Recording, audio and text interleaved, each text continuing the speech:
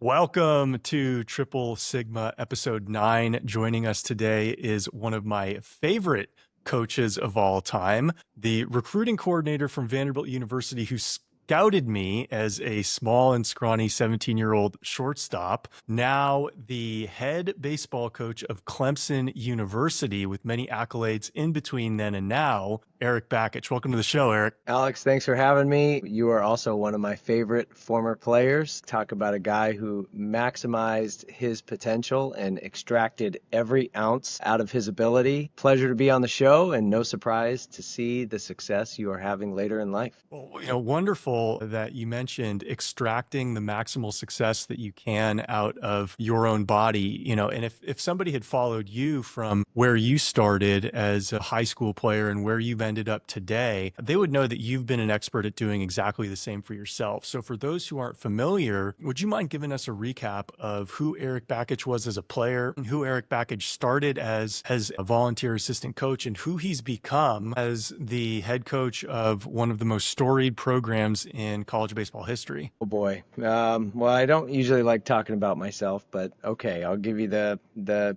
quick 30,000 foot level. Probably more underdog, overachiever, undertooled, undersized, under talented type guy that probably wouldn't have been able to play baseball in today's environment of travel ball and the high cost of participation. I was raised by a single mom in a 2-bedroom, 1-bath house.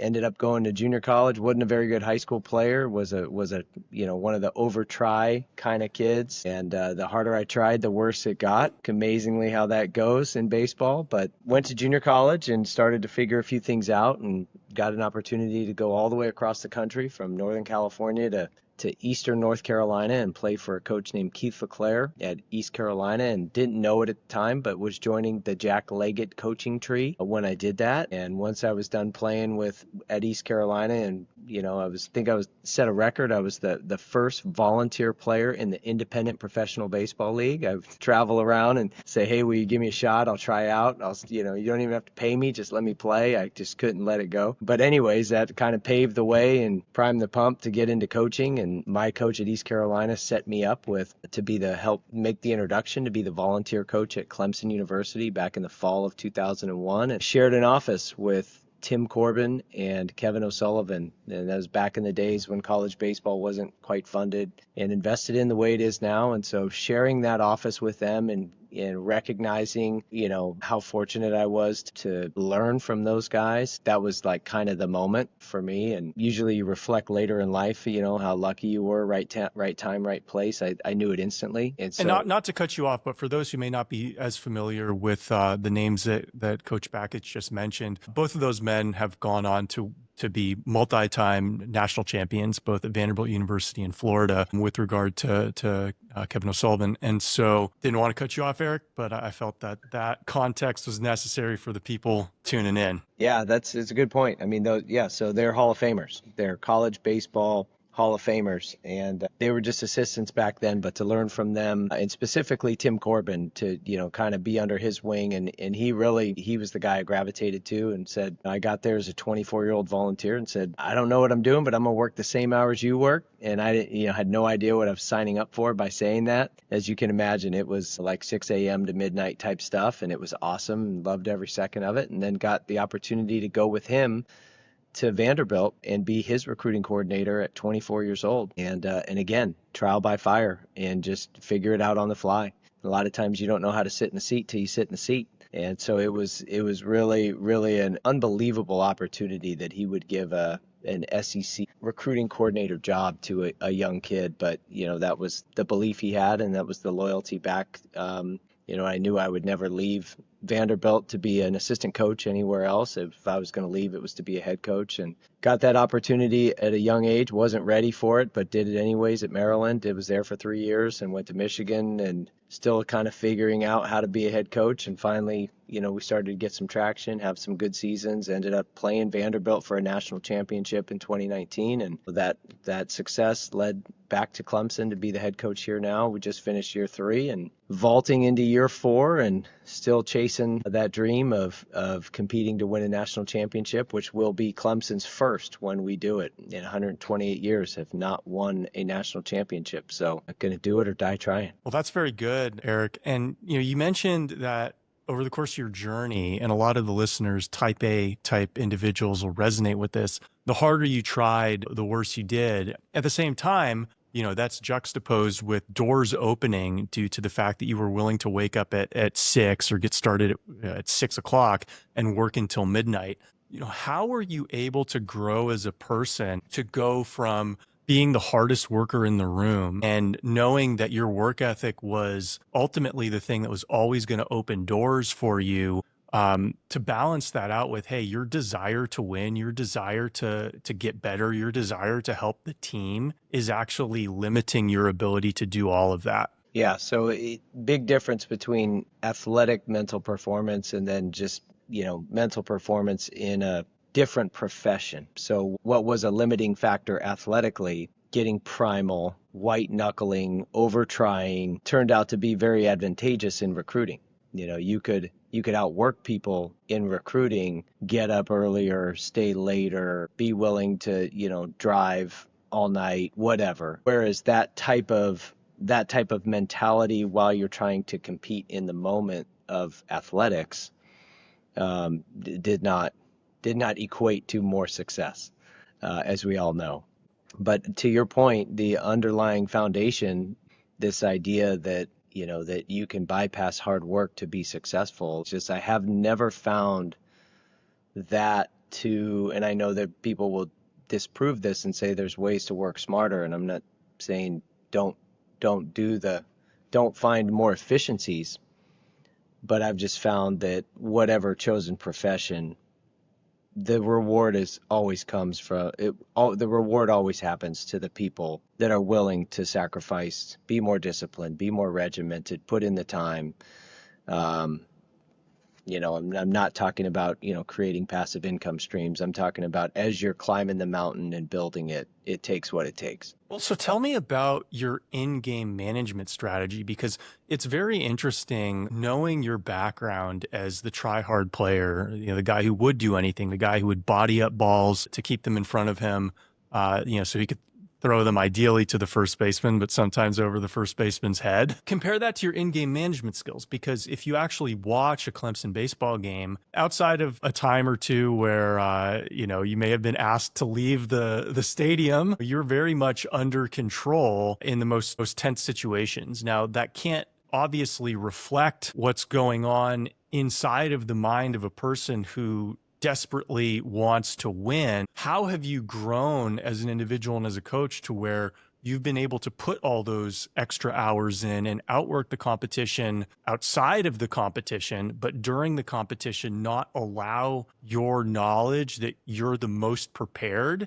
to turn into stiffness, to turn into anxiety that ultimately, as the leader of a team or an organization, will radiate throughout that organization? Yeah, so it's, again, part of this stems from hard work in being a lifelong learner, constantly growing, constantly improving, is understanding how important mental performance is at the highest levels. When you're at the tippy top of anything and the margins are already so small, the separators are always going to be in baseball the neck up, as you know. Everybody from the neck down, outside of your physical specimens, your God-given, chosen ones, everybody's about the same physically or similar physically. And so the people who can find their consistently good performances usually stems from being in control of themselves so they can be in control of their performance. And so the things I didn't know when I was a player were how to downregulate, and learning that later and being able to teach that to our team and how to utilize skills, because they are teachable, learnable, improvable skills, breathing, self-talk, visualization, and putting them into action and doing them so much and so often that they become automatic under stressful conditions. And also how we frame stress. Like when automatic negative thoughts pop in, we call them ants. There's nothing you can do to turn them off. They just pop in. And, baseball players specifically are some of the worst at beating themselves up inside their own head. And it's really hard to compete against someone else when you're competing against yourself and your own negative thoughts. And so understanding how that was a limiting factor for me as a player, and then learning as much as I could, not only the neuroscience of those chemicals and the things that are happening, but how to simplify it and put it into action for our players, and practice breathing strategies and practice self-talk and practice visualization and guided imagery, certainly can help them when the crap's hitting the fan, because as you know, in sport, that happens all the time. And so just learning and teaching and constantly learning new strategies. Learned a new one last year that we put into place that wasn't familiar with, but it's a popular psychological term, the thought stop technique. Visualizing a stop sign, saying the word stop, or snapping a rubber band when those automatic negative thoughts pop up. So we added that element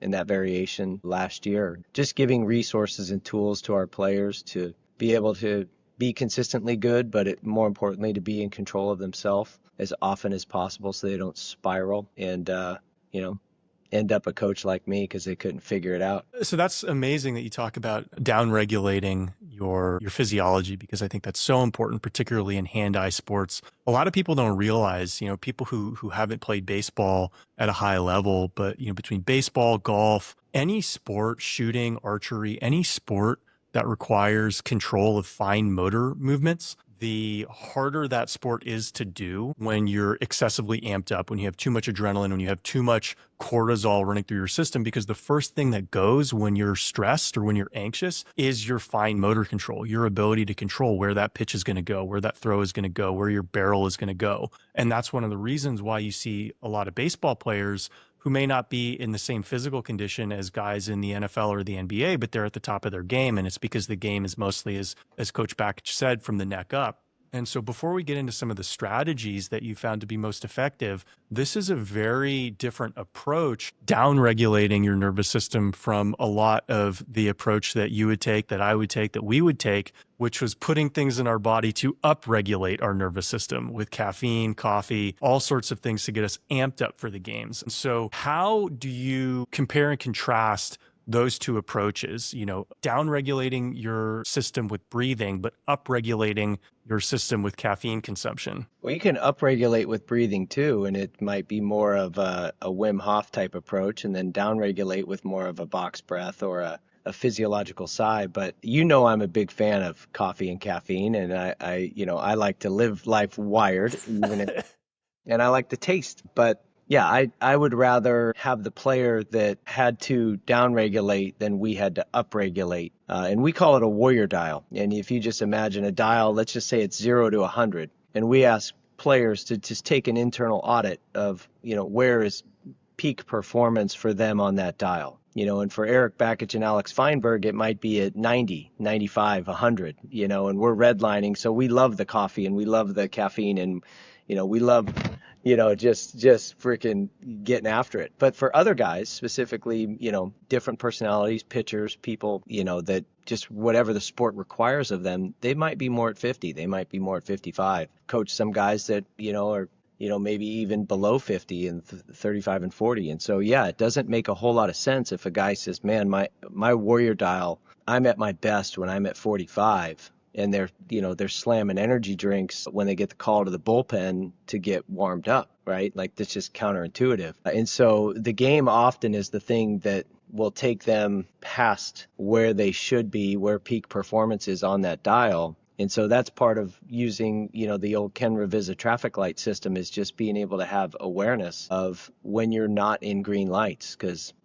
anything that's not a green light, where you are just in the zone and in a flow state, you're not really thinking, it's automatic. When you are recognizing shifty eye patterns, shallow breathing, accelerated heartbeat, mind racing, automatic negative thoughts, something happened, like an umpire screwed up a call, which always happens, the fans heckling, whatever, right? Anything outside of your control, any of those things is a yellow light for us. And that requires then that trigger to, all right, we got to reset here, which we call a release, but then starts the process of down regulation for that next pitch. And this has to happen for a hitter inside of 12 seconds. So they have to find a focal point, which is go from a soft focus to a hard focus spot on the bat, which is exactly how we do pitch recognition anyways, soft focus to hard focus at release point. So they practice that, but then they're going to visualize the pitch they're looking for. They're going to take what we call a 1-1-2 cadence. It's a all through the nose. We only nasal breathe. In through the nose, in for one, hold for one, exhale for two. And the breathing to down regulate is the single best thing, and just people just do it wrong. I see a lot of baseball players that will shrug their shoulders and really focus on the inhale, and all I did was just create a lot of tension in my neck, and right there, that doesn't help peak performance. And so by putting more of an emphasis on the exhale and using the whole body, the belly and the diaphragm, and being able to grab a breath from everything, not just up top, but really to put the emphasis more on the exhale and use 4 of our 12 seconds in between pitches just to breathe really helps. And then the self-talk component is so critical, because a lot of times the best way to combat automatic negative thoughts is just to drown them out with the positive thoughts that you're saying to yourself. And it's not just I can, I am, I will. A lot of times our players, the best strategy they find is to use the third person. Alex is, Alex can, Alex will. The Ricky Henderson strategy. It sounds like so, yeah, Ricky. But it's more believable to the 18 to 22-year-old because it sounds like someone's saying it about them. And takes the ego and the hubris out and puts, it's just not everyone does that, but a lot of our guys do. It's really interesting because people might look at a guy like Ricky Henderson and say, oh, that's so funny that the guy would say, oh, it's okay, Ricky, you're still the man, after he would strike out. But if you actually analyze guys who are Hall of Famers, guys who perform at the world-class level, you shouldn't look at the weird things they do as weird. You should try to understand how those weird things might allow them to be the player that they were. And so when Ricky Henderson would talk to himself and say, you're still the man, Ricky didn't realize that there may have been studies that said that this could have been, something that was helpful. He just knew that it was helpful and it helped him. And so even though he was a multi-time all-star, former MVP, he too would go through times where he may be challenged with his self-confidence, and he had to tell himself, it's okay, Ricky, you're still the man. And a lot of times people don't realize how necessary it is as an athlete to constantly, and not just as an athlete, as an executive, as an adult, to constantly look at the adversity that you're facing and tell yourself that you're better than you really are. So you mentioned breathing, you mentioned self-talk. What are some of the other techniques that you use with your guys to make them both feel at ease when that's the thing that's going to help them play, or make them feel and make them believe that they're better than their natural capabilities suggest that they should be? Yeah, confidence is what we're chasing, right? And so in order to be at the highest level of confidence, you can't just fake it. And that fake it till you make it is maybe a strategy people said 20 years ago, but it really, it's way deeper than that. Like you really have to try to condition the mind to find the positive. And so there's a lot of strategies we use. Something as simple as gratitude statements, because the wiring of the brain, people think doing something physically repetitive to where it creates muscle memory, as you know, has nothing to do with your muscles. That's an automatic neural connection in the brain. The myelins just wrap tighter. It just happens automatically. And it's the same thing with kind of the thoughts and how we program our thoughts. And so a lot of the limiting factors for high level peak performance in athletes can also be that default of not having the off switch for those automatic negative thoughts. And so practicing and repping gratitude statements, finding 3 wins, celebrating your wins, confidence conditioning statements, like really practicing the self-talk strategies is just being able to find peak performance with classroom repetition, treating a BP session or a cage session, something that's not a game session, but just doing it so much, almost like learning a new skill. If you want to learn a new skill, you need to rep it and chunk it and rep it and learn it bit by bit until it just becomes that muscle memory. Well, it's the same thing with everything that happens from the neck up in between pitches so that we can actually perform better. So I don't know if I have a great answer for you, because there's so much that goes into a player's confidence, and the number one thing that goes into a player's confidence is actual success. There is no substituting success for confidence, but I think for us it's all the things that give us the best chance for success. Because there is no direct correlation, do this and you'll be successful. It's all the things that give you the best chance for success. And so a lot of these strategies that we employ, these faculties we have on they start very first team meeting of the year. And a lot of them they are centered around cortisol low, testosterone high, but then the good chemicals that we're chasing, the dopamine and the endorphins and the serotonin and the oxytocin, we have strategies within all of that to keep those levels up, especially, and there's times where cortisol is good. Like, our ancestors, like, we had to have that fight or flight, don't get eaten, survival type. We needed it, and we can use it to our advantage at times. But when you're talking about down regulating to find peak performance, then there's other things we have to do to get the cortisol levels lower. Because as you know, but not all people may know, is cortisol is the number one blocker of testosterone.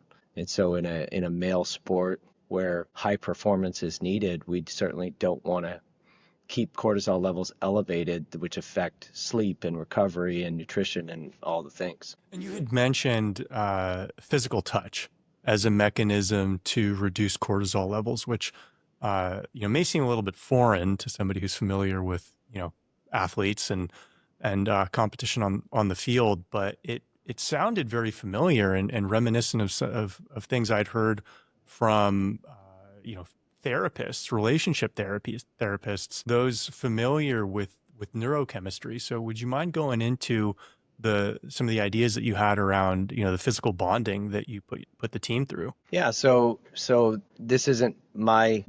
just learned, read books, studied, but oxytocin is the trust love chemical. And one of the best ways to get an increase in oxytocin in the body is physical touch, human contact. And so just studying some of the teams LeBron has been on kind of is where it started back when he was with the Heat. And, you see all the handshakes that they have with each other, and then studying it even more, and teams that touch the most win the most, and teams doing it naturally without even really knowing it, to like teams that are very intentional now, like the Phillies.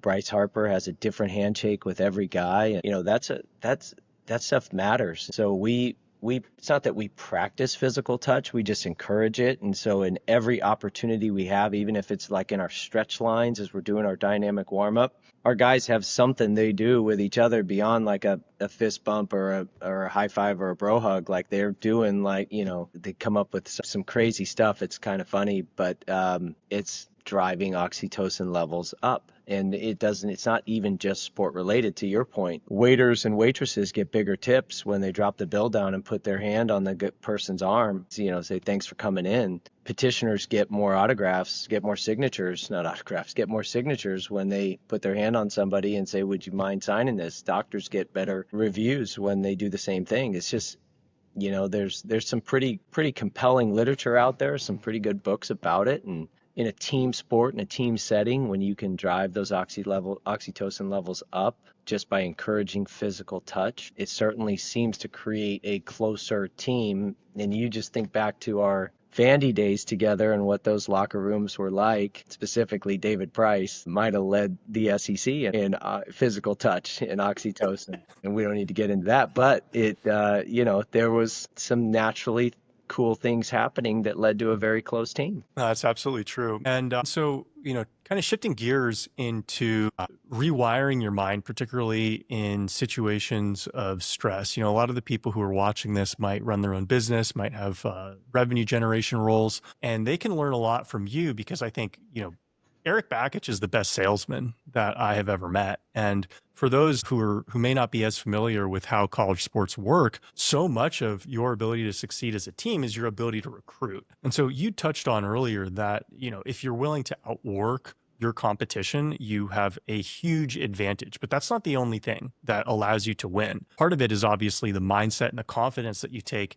into walking into somebody's house and convincing not just them, but their family that Clemson University is the program for them. So Would you mind sharing what you think makes you successful as a salesman, as a recruiter? And also, what are some of the tools that you use that you have shared with your players that allow you to reset your focus at times where you've lost a recruit or two or three in a row? Because there's definitely times where, as a recruiter, you have bad days or you have bad weeks and you thought you were going to get one or two studs and both of them committed to North Carolina or Duke or something like that, ACC rivals, and you have to go backfill them, or you lost a guy transferring in the portal, and at the same time you have a meeting in 30 minutes with a family of another recruit, and you can't carry that negative energy into the meeting and represent your program to the best extent that you want to. So what are the strategies that you use, and what makes you as good as you are as a salesman and a recruiter? Two words or two phrases that come to mind when you were explaining that I personally live by, and we also, part of our shared language with our team, one of the phrases is very simply just stealing Jocko Willink's good. And the other phrase is one that's called go for no. And good refers to how you frame stress and how you view adversity. And everyone who has watched Jocko Willink's, 5-minute good podcast describing it resonates with looking at adversity as an advantage and looking at it as a setback, as an opportunity to get better. And as an undersized, undertooled, underskilled former athlete who had to find every little thing to get an advantage, and you can relate with this as well. You had no business playing for the Colorado Rockies, but you did because you were told no a lot and you had a lot of adversity at times, but you framed it as, I'm going to get better because of this. I'm going to find the gap, I'm going to fill the gap, and I'm going to be better for it. And not everybody can do that. They say they can, but they don't actually do the steps to get better. So it's one, saying it and truly believing it. It's another thing actually going out and improving on the things that you're deficient at. Go for no is a sales strategy, but it also relates to sport. It relates to life. It relates to anything. And so many people are comfortable with yes, which is like, think of limitations. Like, they're comfortable with yes. They're comfortable stopping and staying in their comfort zone. And go for no is an old sales strategy about, a salesman who selling men's clothing, and a customer walks in and he ends up selling him 2 suits, bunch of ties, couple of shirts, shoes, belts, pants, the whole thing. And the customer said yes to everything the salesman offered him. And the salesman checks him out, $1,100 sale, really good, but really good to the employee who thought that was a big sale. And the story goes is that the manager was there of the store and just says, hey, great sale. Let me ask you a question though. What did he say no? The employee's like, well, it's $1,100, a blue suit and a black suit. He said, no, I got you. It's a great sale. But how do you know he was done shopping? What did he say no to? And so it's this idea of go for the no. Push your limits. Go all the way to the extreme. And when you're relating it in sport, it's this unlocking ability to play mentally free. So yeah, if you are going to make an error, freaking throw it out of the stadium. Don't leave it short, right? Go for no. Push your limits. Take the chance. Take the risk. Go for it. And that's could be sales, it could be sports, could be business, could be anything. Just be willing to play mentally free in whatever you're doing in life and freaking go for it. And so, how do you date a supermodel? You walk up to a supermodel and ask her out on a date. Go for no, right? So many people are unwilling to ask her out because they already think she's going to say no. But you got to go for that no. The same thing in sales, same thing in sport, same thing in anything.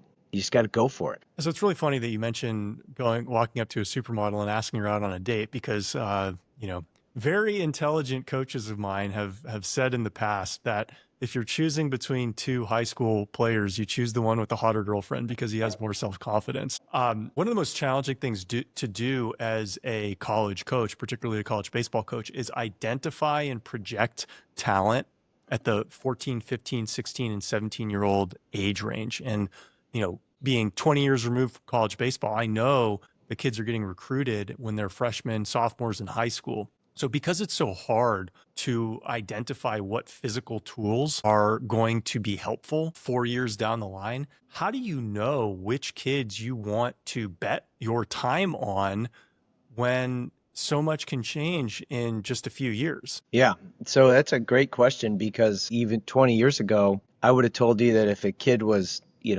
tall and skinny, man, that guy's projectable. Look, he's 6'4", 160. What a projectable frame, and he's got all this room. But now I've, understand more of how the human body works and put more of a priority on fast movers and athletes first and explosive bodies that come in all shapes and sizes. But being a fast mover, you can project a kid better if he's a fast mover. He may not be physically maxed out, but he's got some twitch and explosion in his body. That guy, as he gets older, gets bigger, gets stronger, fills out, still going to be a fast mover, assuming he continues to train as a fast mover. But just understanding that is part of it on the physical side. And then on the mental side, we probably ask more questions and do more vetting and digging of how a kid has been raised and learning about his upbringing, because you many times have teased me of some of the decisions I made as a recruiter of bringing certain kids in that weren't quite up to snuff in terms of work ethic and whatever. We don't need to mention any names, but you know who I'm talking about. But I probably more nowadays, especially, understand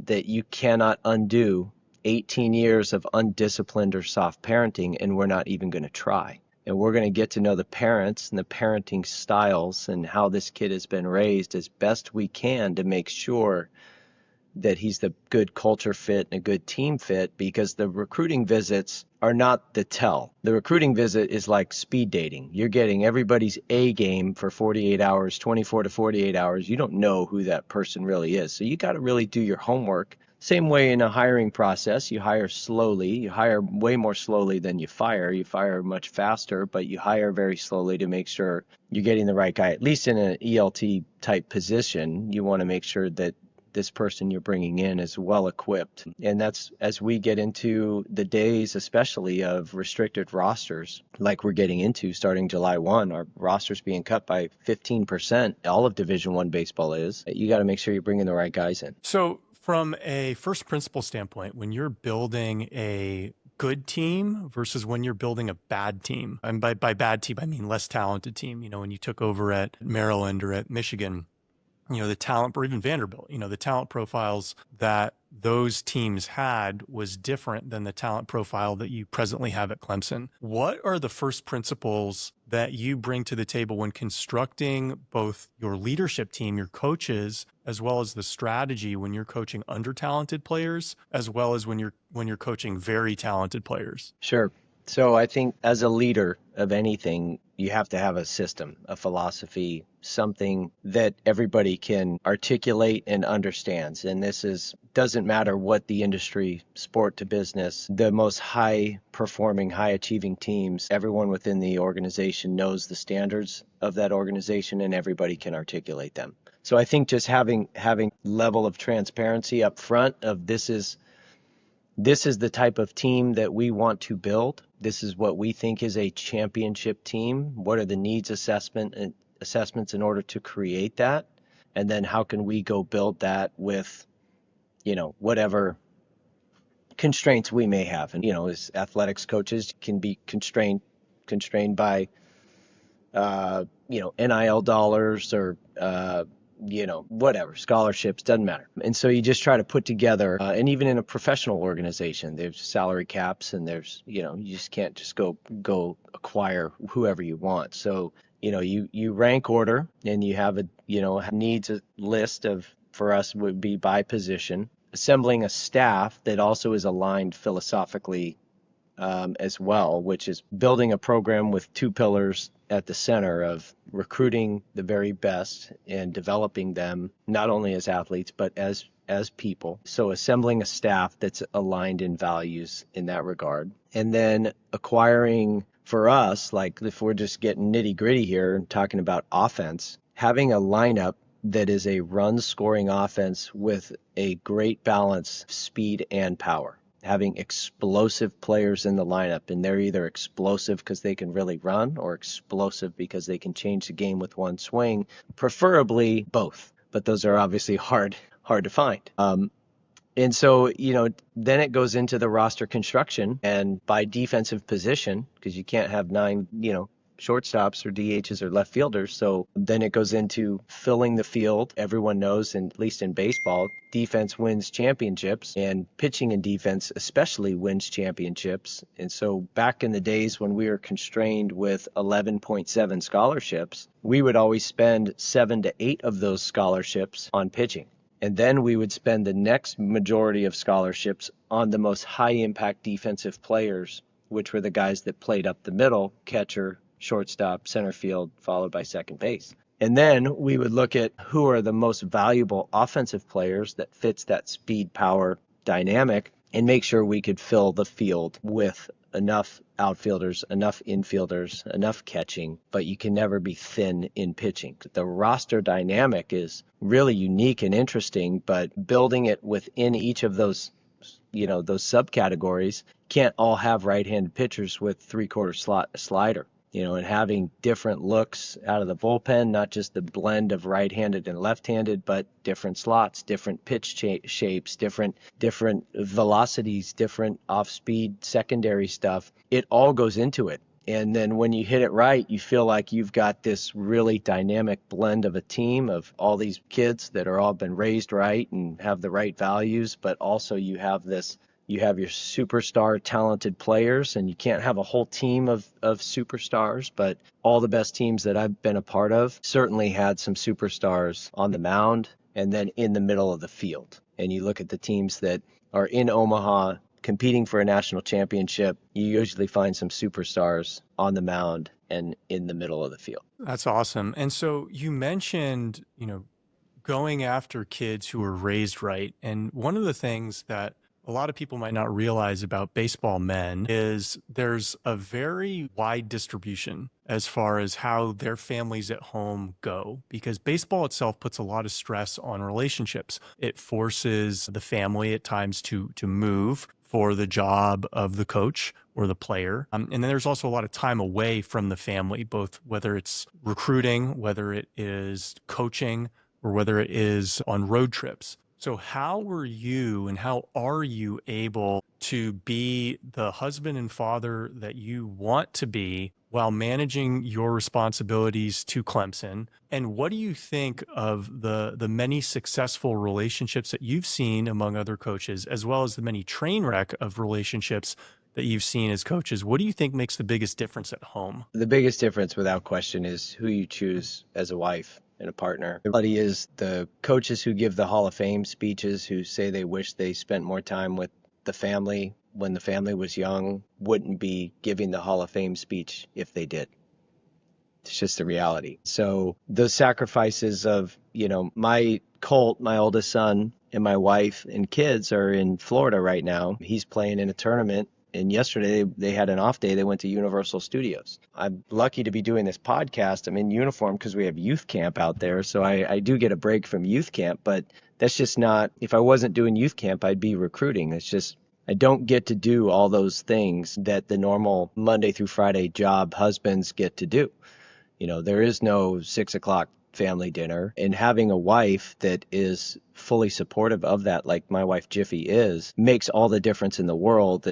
My mentor, one of my biggest mentors, your former head coach at Vandy, Tim Corbin, has a wife in Maggie that is the exact same way, and that's from a really beneficial as much of an advantage as it was to learn under Jack Leggett, Keith LeClaire, Jack Leggett, Tim Corbin. It was just as big of an advantage for my wife to learn under Maggie Corbin and just kind of understand this is the game and this is the schedule and these are the work hours and this is what it is. And you have these, highly motivated husbands that are going to, default to working more and going to the next recruiting event and staying in the office to, create a chart for the other chart, and it's just the way it is. And, having that life partner, having that wife, or for a female executive, having that husband, but just having that family that understands that in order to be this successful, to achieve a level of success, there's going to be some sacrifices that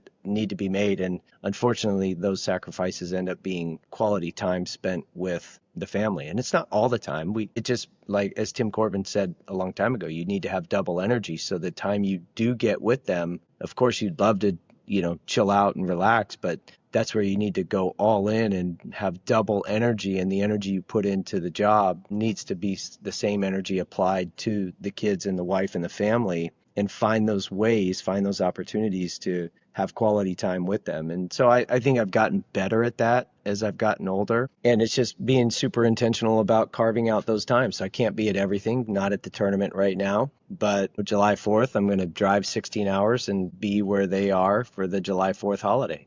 I'm just willing to do that because I want that time with them. Now, you mentioned obviously taking into account the family situation that players come from before recruiting them. What about the relationship situation that other coaches you may bring on are in? Are you careful in vetting train wreck type situations? Because as picking Jiffy as your wife has helped multiply your productivity on the field. The corollary to that is if you pick the wrong wife, it is going to hamper your productivity on the field, either if it was you or somebody you may hire or somebody you may recruit. If that kid has a tendency to date girls who are just absolute train wrecks. So, what's your philosophy on that? It's much harder to vet the players' girlfriends, but when it comes to hiring, the wife is every bit a part of the hiring process as the candidate. So we always include a dinner with the wife during the hiring process, because you are 100% correct. That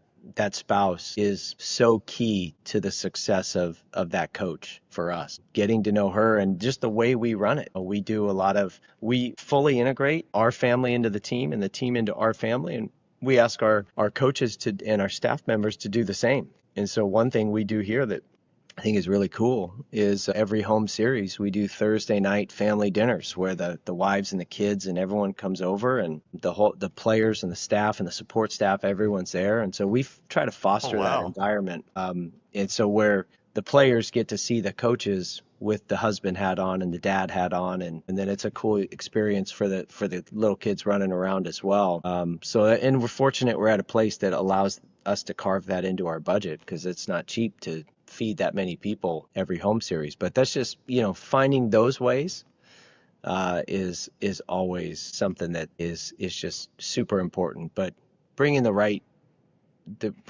team on, that right unit, because there's a lot of teams, and a marriage is very much a team, the husband and wife team, and just kind of making the wife feel like she's a part of it and has a role in it, and been lucky in that regard. And then there's been times where we haven't been lucky. And it's probably the reason why we're so diligent about making sure that it's a right fit for everyone, because it is so important. Yeah.